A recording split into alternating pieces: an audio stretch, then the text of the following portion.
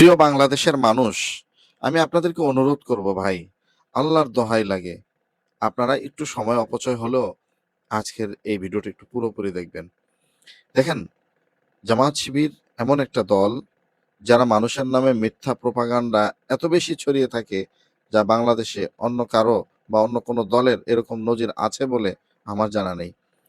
জামাত ইসলাম তাদের স্বার্থকে হাসিল করার জন্য তারা এহেন নিকৃষ্ট কাজ নেই যে তারা করতে পারে না। দেখেন, আমাদের কাছে অনেক প্রমাণ আমরা শো করতে পারি না।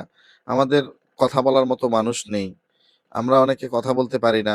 মানুষকে বুঝাতে পারি না যে আসলে ইসলামী আন্দোলন বাংলাদেশের নামে, চরমনাইওয়ালাদের নামে যেই মিথ্যাচারগুলা বিভিন্ন ফটো কার্ডের মাধ্যমে, বিভিন্ন ফেক আইডির মাধ্যমে ছড়িয়ে দেওয়া হচ্ছে, এগুলো আসলে ভুয়া। আর এগুলা বট বাহিনী করে থাকেন।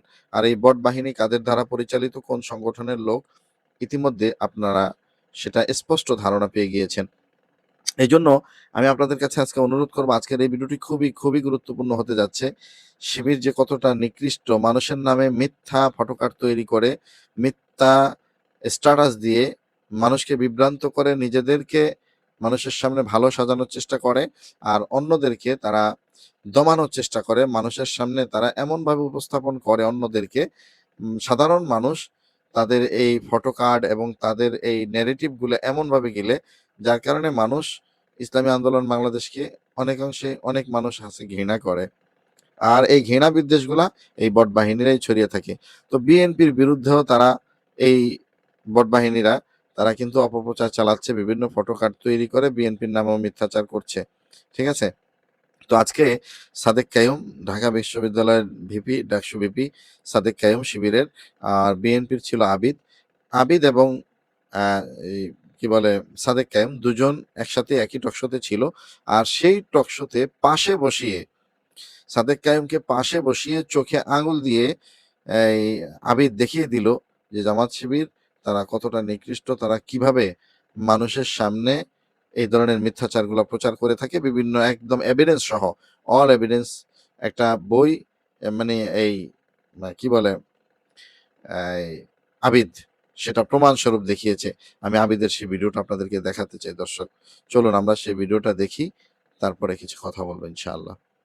গোটা বাংলাদেশের প্রত্যেকটা ইনস্টিটিউশনে 5 আগস্ট বিকেল থেকে শিবির আধিপত্য বিস্তার করেছে সাধারণ শিক্ষার্থীর নামে, সেটা আমরা বারবার বলে এসেছি। এবার আসেন, যে ফটোকার্ডের কথা বললেন, গতকালকে ফটোকার্ড কিন্তু শেষ ফটোকার্ড ছিল না, এটা ছিল এক্সট্রিম পর্যায়ে, যেটা পুঞ্জীভূত একটা খুব ব্লাস্ট আউট হয়েছে গতকালকে।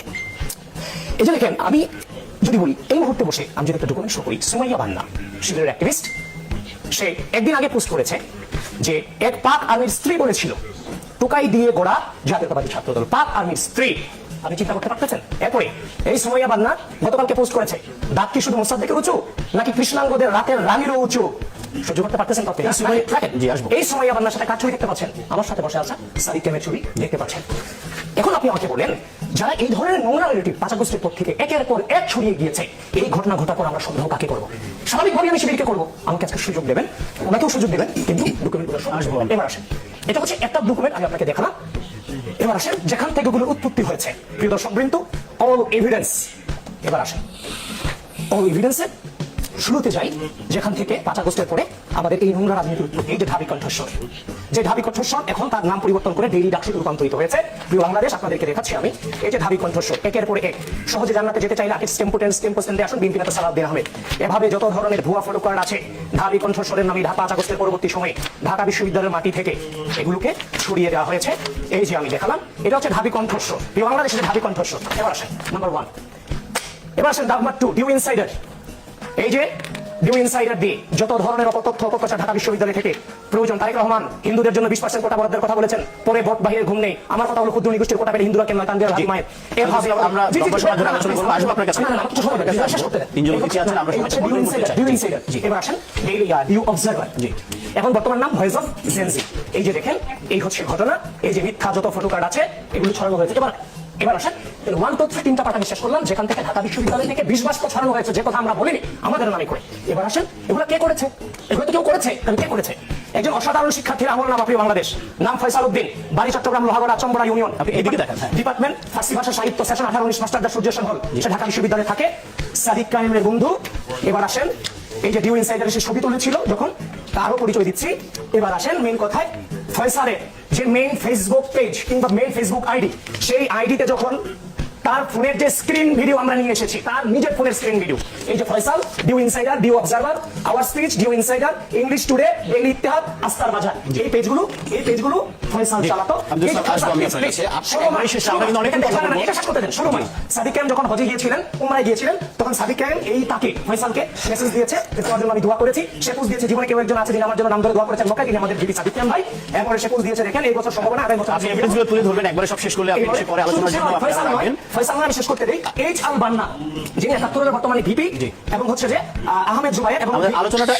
প্রিয় দর্শক, আপনারা দেখলেন আবিদ একেবারে চোখে আঙুল দিয়ে ডাকসু বিপি সাদেক কায়েমকে দেখিয়ে দিলেন, গোটা দেশবাসীকে দেখিয়ে দিলেন, আপনাদেরকে দেখিয়ে দিলেন যে জামাত শিবির আসলে কি জিনিস।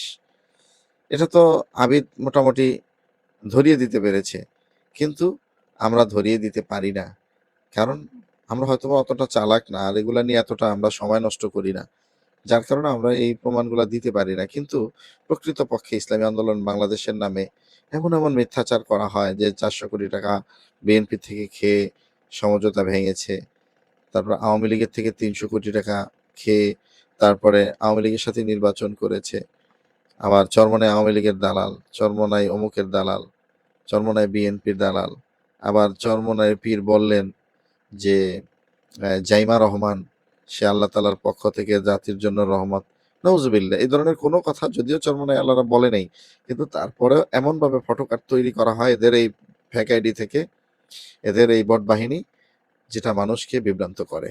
প্রিয় দর্শক, আজকের এই ভিডিওটা আপনাদের চোখে আঙ্গুল দিয়ে দেখিয়ে দিলাম যে এরা কতটা খতরনাক।